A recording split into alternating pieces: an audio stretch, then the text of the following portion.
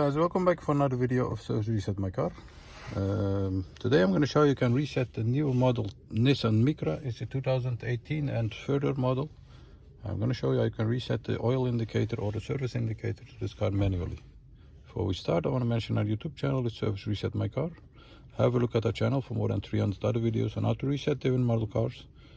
Any questions, any comments, use the comment area and I'll get back to you as soon as possible. Okay, first of all, let's start Nissan Micra 2018 and further.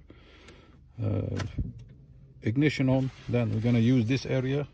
Scroll with these buttons over here to the right or to the left. And once you find the settings area, press OK. Scroll down to maintenance, like this. Once you are here, press OK. Then another OK for surface. Then you're gonna scroll to the right side of this indicator over here, press OK, and then adjust by pressing up the mileage or the kilometers on when this next surface is due. Let's say for 15,000. Once you have selected 15,000, press OK.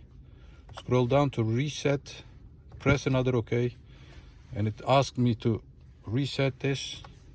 Scroll up to yes, press OK, and the mileage, the service indicator now has been reset to 15,000 kilometers.